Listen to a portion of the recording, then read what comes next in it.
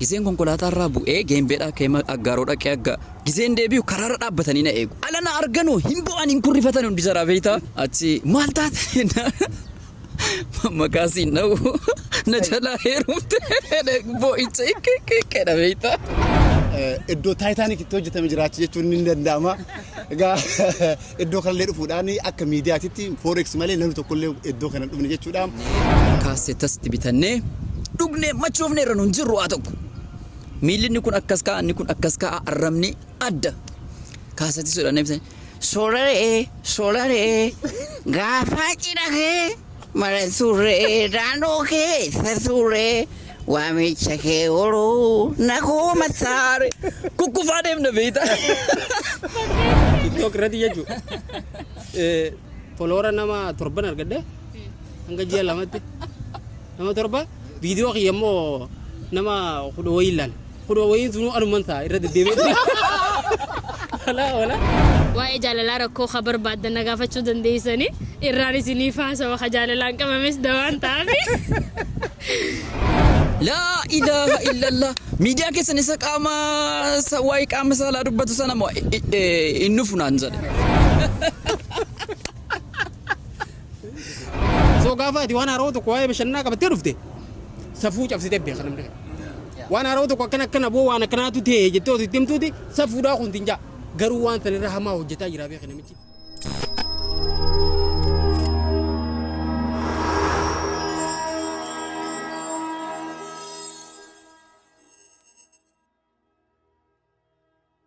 asham harka fuunee kabajamtoota forex entertainment guyyaa hadhaa kana akka addaa kanatti maatii forex ala bahuudhaan kunoo akkuma isin argaa isin daawwataa jirtan kanatti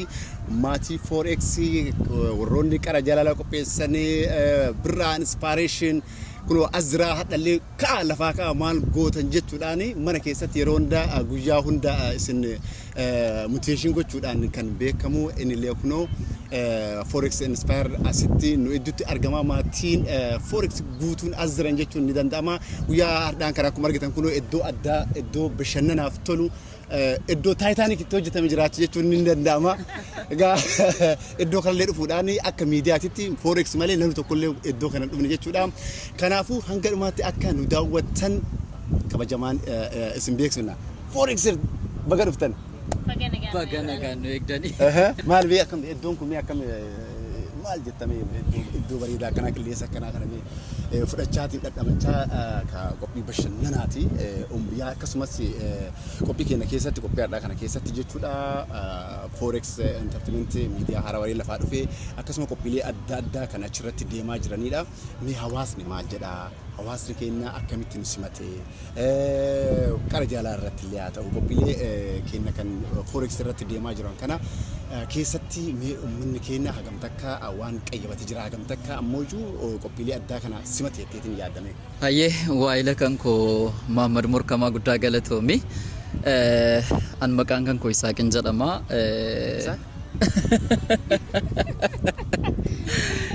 maqaa koo jijjiirumaa sirriitti qara jaalalaa jechuu qabda malee Isaaq maaliif ifin jettaa jechuun raamurtee bar Isaaq qara jaalalaa jedhama Isaaq qara jaalalaati abbaa qara jaalalaa yoon ofiin jedhe haati qara jaalalaa ammoo as kunoo cinaa kootti argamti dubbii keenya irratti otoo gara sanatti hin deeminiin duratti manansarrii kana kan naaf ergise Muhammad ituun inni min ofii kootii himachuu barbaadetanii maal jajjate sababni isaa ijjisaa chaayinaa waan ta'e laal biyya kana keessatti an erga nufe waggaa 2 guutee hin jira guyyaa kanan gadi ba'ee qubaan lakkaawwamti akka waraabessa biyya keenya guyyaa rafne halkan kaan waan ta'eef forex dhugaa dubbachuuf taanaan forex umuriin isaa dheeratu akkasi egaa ani akkuma beekamu sagantaa qara jaalalaa hoogganuudhaan beekamaa as wajjiniin jechuudha egaa sagantaawwan adda addaa sammuus immoo sagantaa haaraas qaqqabannee dhufaa jirra waan ta'eef hundi keenya yoo wal barree kaane gara sagantaa bashannanaa keenyatti haa deebinu adde qara jaalalaatti eegan daawwattoota forex entertainment guyyaa irraan tanaa kana akka malee akka nu daawwattan abdii qabna namni arraga ጊዜው እንደ በቃ forex kanaaf baqaanii jiraamti ilaalcha isaaf namni hundi qabu guddisuudhaaf wanta dandeenyu hunda godhuu qabna jee waan yaaduuf garuu xiqqishoonni natti dhagaame dardara babbareedaa kana jidduu ana dhalaa takka qofa ta'uudha irrina dhalaa qabdammoo akkamisa wanti natti tole jedhe wanti natti tole jedhe kana hunda keessaa dabalamee silaa dubartiin takka naa wajjin as jiraatte hedduu bareeda wal harkaa fuuneetillee isin wajjin ani haadha gara jaalalaati haati qara jaalalaa akkuma beekamu asuma qilleensarraan hedduun isin jaaladha hedduun isin kabajaa waa'ee jaalalaa rakkoo khabar baaddan nagaafachuu dandeessanii irraan isinii faasa waxa jaalalaan qabames dawaan ta'afi jaalala nagaafachuu dandeettanii naadheessuu dandeettanii moo maal jechuudha kam naadheessaa nagaafadhaa boottaa maatii gaafadhaa lafa jira eefa qophii qara jaalalaa dhiyeessuu eegalee booda waa hedduudhaan argaa jira inshallah fuulduratti kana garuu taha eenyutti dabarsina seetanii birra inspire nama jabaa nama jaalatamaa nama biratti illee nama kabajamaa nama kabajuudha khara isa dabarseetiin jira maayikiidha Tolega hedduu takka galatoomada ani qopheessaa sagantaa forex inspire uda qaroominaati fi akkasuma taateewwan tibbanaa qopheessaa fi dhiyeessadha soo har'aan tana bakka bareedaa kanatti hojjettoota forex muraasa wajjin qophii addaa ajaa'ibaa naaqa bashannanaa waan hedduu takka mudannoo fi muuxannoo garaagaraa isinii qoonnu qabannee dhufnee jirra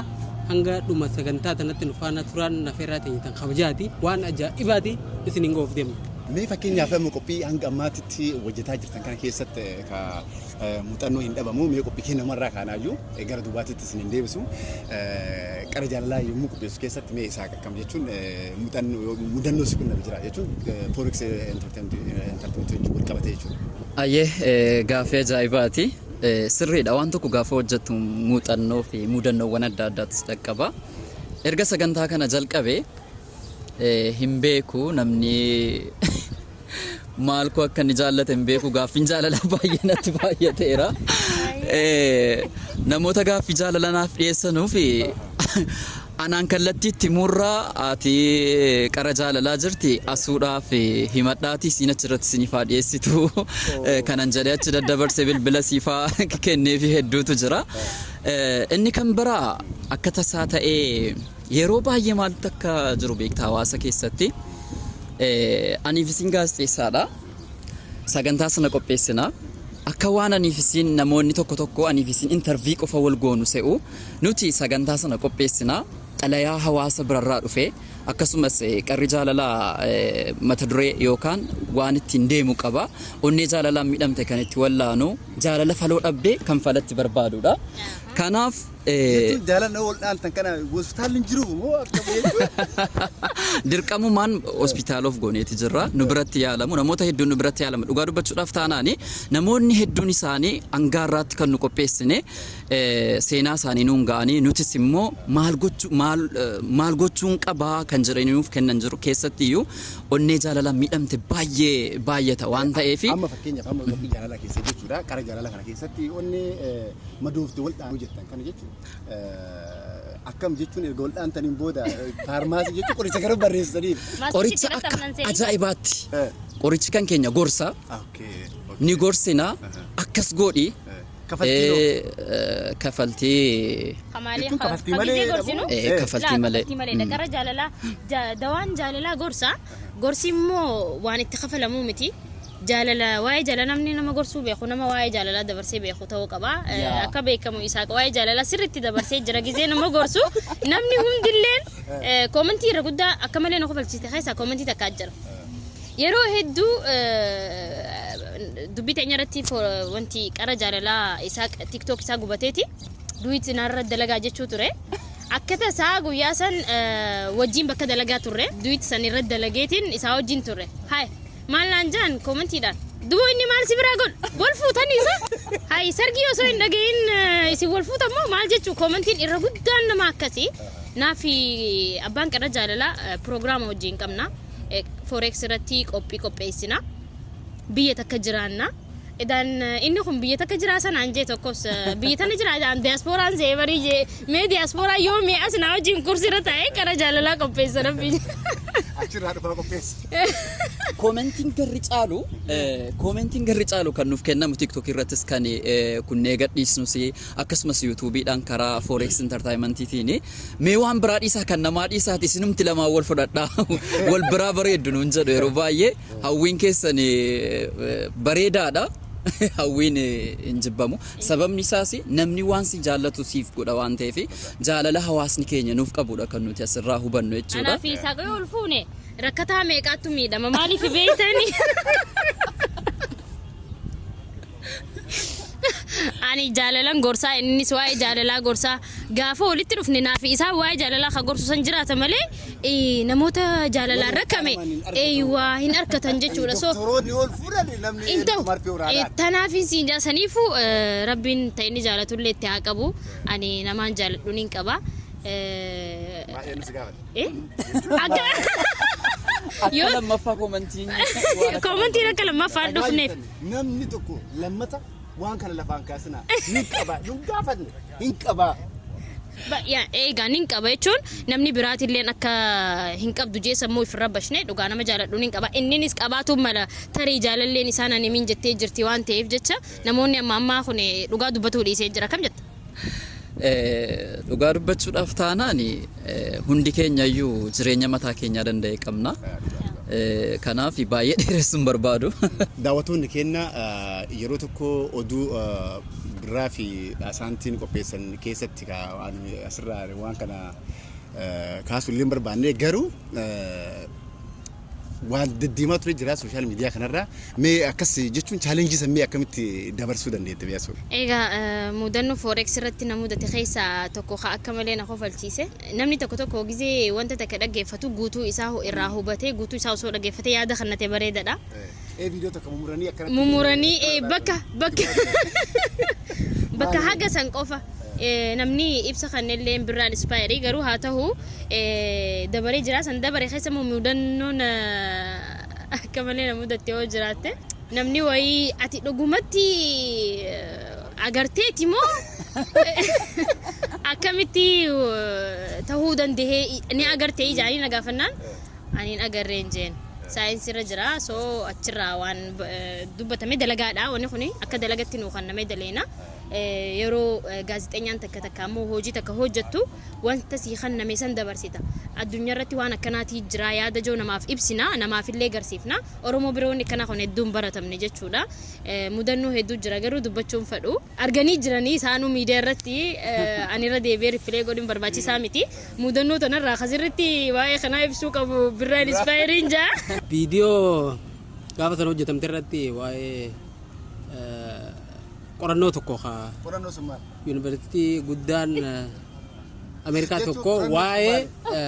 guddina qaama saalaa dhiiraa irratti qorannoo gaggeeffameedha. Waan ajaa'ibu qorannoon kun waan sadarkaa addunyaatti godhamee qorannoo hedduu takka itti milkaa'amee fi miidiyaaleen gurguddaan addunyaa tana kanneen akka BBC, CNN fi kanneen miidiyaaleen bebbeekamaan gurguddaan addunyaa tanaa guutuun irraa haasaa turan waan sana. Innaa waan kana odeeffannoo gurguddoo addunyaan argachaa jirtu kana saba keenyaan gahuudhaaf jecha waan kana achirraa fuunee gara afaan Oromoo jijjiirree hawaasa keenya kanaan geenya. Namni keenya tokkoffaa maaltu jira ta'e hawaasa Oromoo kana miidiyaan Oromoo kun akkam jalqabee ta'a gaafa jalqaba miidiyaan Oromoo sadarkaa teknooloojiin zamana san jirutti reediyoo irraa jalqabee afaan Oromoo reediyoo cabsa gaafa jaantanii Itoophiyaa irraa baqatanii Ayyuub Abubakar afaan Somaaliyaa dhaqanii reediyoo afaan Oromootiin eegalan maal irratti eegale jirra kun waa'ee siyaasaa fi dinagdee uummata irratti dadammaksuu eegalan bara kun 60moota keessaa beeka bara 60moota sanarraa eegalee miidiyaan Oromoo hanga irratti wanni inni irratti xiyyeeffate maal siyaasa ibn dhaloo jaarraa 21ffaa bara amma sadarkaa amma jiru kana irratti amma sandiiti olluma keenya kana uummata Amaaraa kana yoolan afaan Amaaraatiin wanni hojjetamaa jira miidiyaan industirii miidiyaa bashannanaa guddatee sadarkaa guddira jira filmii afaan isaanii diraamaalee qophiileen took shoo garagaraa wantoonni bashannansiisoon informeeshinaaf dhihoo ta'uu miidiyaaleen afaan biraatiin hojjetan waan garagaraatiin hedduu guddatanii jira akka Oromootti ammoo miidiyaan guddaan nuti akka sabattis ta'e guutumaan sooshaal miidiyaa dhuunfaa namni tokko fayyadamurraa eegalee akkaawuntiin nama tokko hanga miidiyaa guddaatti wanni namni godhu maali waa'ee siyaasaa qofa hordofuudha. soo gaafaati waan haaroo tokko waa'ee bashannanaa qabattee dhufte safuu cabsitee beeka namni waan haaroo tokko akkana boo waan akkanaatu ta'e jettee osoo itti himtuuti safuudhaa kun tinjaa garuu waan sanirra hamaa hojjetaa jira beeka namichi nama arrabsaa gosa namaa arrabsaa wal xiqqeessaa nama dhuunfaa fudhatee irra oola siyaasaa jee waan hin taane bocolaa oola yoo ati ammoo information bareedaa tokko fuutee itti fidde safuu cabsitee tinjaa kun ammoo safuu eeggateetii miti beeka namichi maalin jaad by the way namni keenya wanni social media banatu maal beekta social media jalqabu gaaf banatu arra maaltu jira eenyuni waa jaad dhaloonni ammaa kun tokkoffaa siyaasaa xiinxaluu dhufa lammadana maalin waa arrabsaa jalqaba gaafa gara mayrii baaqee deemu arra maaltu jira jeellaan abaluu komentii jala dhaqeeti takka waan barreeffama san fuudhee karaa biraa jallite nama arrabsuudha itti fayyadamni social media walumaa galatti nama harkaa wal dheeti waan ati sila hawaasa kana ni fayyada takka ni bashannane takka ni barsiise jettee fiddu kana inni gara biratti akkamitti waan kanatti fayyadamee jallite ifiif takka beekamtii itti argate takka namaan xiqqeessa waan jawurratti waan xiyyeeffatuuf malee wanni sun hanga hunda hamaa ta'eetii miti so akkaataa nuti jechoota sanatti fayyadamnee haala ni eeggannoodhaan ifin ogaa jecha wanni kun oduun takka afaan birraa garanii eegamtii if eeggannoo jabaadhani wanni sun akka safuu fi wanti hin cabsinetti hojjetame garuu namoonni tokko ni jiranii miti namni itti fayyadamu social media fi akkaataa waan amma addunyaan keessatti jirtu quban qabne ni jiraami sadarkaa ifii qofatti nama yaadu jira bara naannoo ifii kana qofa kayaatu so namoonni akkasii sun ifantaan itti hubataniiti viidiyoo jecha hanga tokko qofa irraa muranii akkasii faaman malee wantichi waan hamaa ta'eetii miti so haa ta'u ammoo miidiyaa irratti waan tokko hojjettu waanuma eegama ni eegama miidiyaa irratti namni si qeeqaa akka malee si hubatu jira ifin atillee dogongoruu dandeessaa wanni adda addaa ni mudata kun mudannoodha kana jenneetu maa bira kun ani gaaffiin ani siif qabu dhugaa dubbachuudhaaf taanaani hundi keenya yoo gaazexeessaa waan taaneefi Hakan video san namoonni hundi akka addunyaatti qeeqanii jiranii isin warri forexiidha yoo yaada kanan nu duubaa teessanii haqa hima. yaa waan karra maal nuqna beektaa kaafii keessa taa'u ife beektaa tokko jechuun nama kaafii keessa wal beeknu shaayii malee jechuun danda'ama. Miidiyaa foreexii waan biraa onnon jedhe waan biraa waan gabaafamu baay'ee jiraatin akkamitti waa'ee meeshaa qaama saalaa waan jennaanin maarree jechuun hin guddateessummaa jennaanin keetirraa laal jedheen keetirraa eegal jedheen. Ani immoo maaltu na mudate beektaa sagantaa wayitii fi intervii nama gochuudhaaf nama beellamadhee waan akkasiitii keessummaas godhachuun barbaadaan jedheen namaan. laa ilaaha illallah miidiyaa keessan isa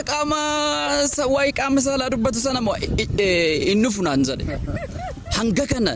jechuun namni kun namnan waame nama xiqqoo si waa hubata jedhee yaadudha. Sadarkaa kanatti akkuma amma birraan ibsee jedhee nuti gara caalu kan nuti social media kana fayyadamnu siyaasaa fi arraba qofaa fi achirratti addunyaan kun maalirra jirti maaltu gaggeeffamaa jira beekumsa waliigalaatiif baay'ee ittiin fayyadamnu. Ani birraa waan tokko gaafachuudhaaf ani dhugaa dubbachuuf taanaan nama birraa dinqisiifatu keessaa isa tokkodha. Otoo forex walitti nuun fidiniin duratti dubbii keenya irratti birraadhaa hojjeniin hojii hojjechuu kan kootiif akka nama carroomuutti ilaala. Sababni isaas kanaan dura karaa TikTokiitiin isaa ta'u karaa YouTubeetiin isaa ta'u baay'ee naman hordofuudha. Keessatti Oromoon dargaggoo akka kanaa qabaachuusiitti itti boonuu qabdi dhugaa dubbachuudhaaf taanaan.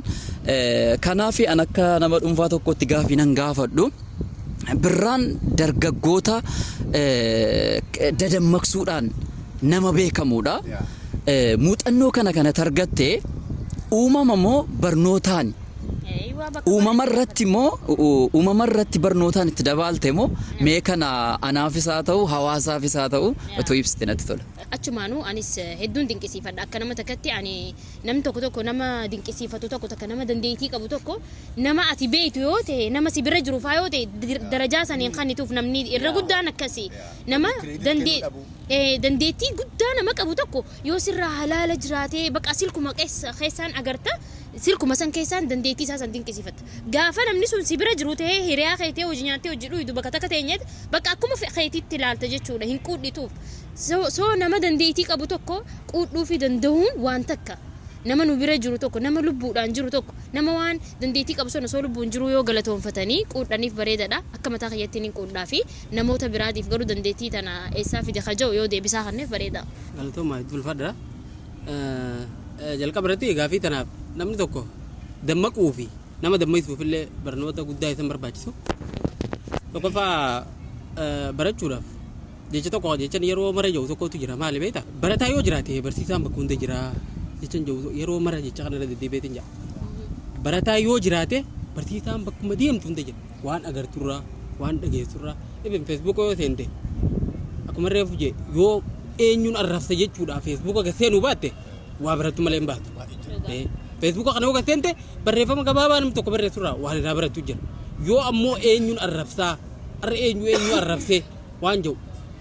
barbaada ka gasseen taate doomuudhaaf gasseen malee barachuuf himu. So dammaquu an namatti waan kana himuu sababni irraa eegale jalqabee fi hanga tokko waanin nama akkanaa dhaggeeffadhee jijjiirameef ibin ani gaafa duraanii ergan biyyarraa ba'ee booda duraan illee waan akkanaa nama hordofa hojii kiyya jeeti waan akkanaa kana hordofu eegala. Nama motivational speakerii garagaraa dubbisu wanti isaanii kitaabilee waan garagaraa wal dhiyaatu dubbisu namoota afaan garagaraati wantoota akkanaa dubbatan ergan dhaggeeffachuu eegale booda ifi hedduu waan jijjiiramee fi ilaalcha kiyya jijjiiradhe. By the way namni tokko jireenya isaa jijjiiruudhaaf dura ilaalcha jijjiiratu qaba. Ilaalcha fi jijjiiruu irratti namni hedduu xiyyeeffachuu qaba. So waan kana gaafan ilaalcha kiyya jijjiirrachuuf waan kana hoggan akkana godhu waan tokko hoggan fooyyessuun anillee namoota biraa haalanni fi jijjiirame kanatti waan kana namaan ga'e namillee ni jijjiiramaa sababa jooniin gara waan kanaa seene bifa kanaanin dhufe gaafa seenan dheeraadha garuu bifa kanaanin gara nama dammaqsuu kanatti dhufe. Ammoo gaafan dhufu salphatti akkanumatti hin arganne namni waan akkanaa gaafan hojjetu jalqabu. Yeroo muraasa hojjedheetin nama na dhaga'u dhabee TikTok irratti jechuudha. Viidiyoo gana hojjedhe namni tokko illee illaa hojjedhe illaa hanga Imbaramne onni kana hanga ji'a takka namni tokko illee viidiyoo tiyyan garree gara ji'a lamaa viidiyoo hojjedheetin nama meeqa laaleteetti foloora nama 7 argadhe hanga ji'a lamatti nama 7 viidiyoo kiyyammoo nama kudha wayii ilaale. Kudu wayin sunu anuman sa irra deddeebi'e. Wala na osoo akkati ilaaluti booda didame jedhee dhiise baqa namni TikTok waan kana hin dalagu baqa TikTok even yoo dallatte achirra yoo taalentii biraa qabaattu achirra agarsiifte malee waan kana nu jitu dhiise booda maalin godhe ammas waan kana yoo irra deddeebi'e yaale malee ani fiifuu nama dammaysu akkamittiin abdii muraa waan jooriin eegan dhiisee hanga 7 muraasa dhiisee booda itti deebi'e. Osman hojjedhu viidiyoo useetuma seenaa gaggabaabaa wantoota nama gaggabaabaa kana useetuma wanti ijaa naa gaafatan silkiin nan qabu illee bareeduun turre gaafatan silkiin na jalaa by the way silkii deetiin eegala silkii bilbila kiyya silkiin na yaattuu na jalaa futeeti ishiin bilbila takka naa kannite bilbila xiqqoo takka bilbila sun ishiin dabaraa bitatte viidiyoo ogaa waraabdu kwaalitiin qabu bareedaan fi Buset mana bidura kayo waraaba. Video nang gamma TikTok ran jirti. Video ka bidura waraaba. Quality ka bidura da biti. Na video le kadi tan nogan waraabe wonni quality ka bidura wonni unti namni lalu baka. Dumarati gaaf to egan garaji al sadimo afro kan hojjede namni way erge bado papa abada sunu beetani. Wita guduit gud inni gaaf sam. Fiya mata turo chirrat. Yada yaanni sun haasawne te haasawne te sun by the way heddu nama sammuu irraa fudhatee jira. Namni irratti duwit hin dalagin hin jiru. Namni dalagee inni arge booda ergan hojjete booda inni gaafa san fi masa ture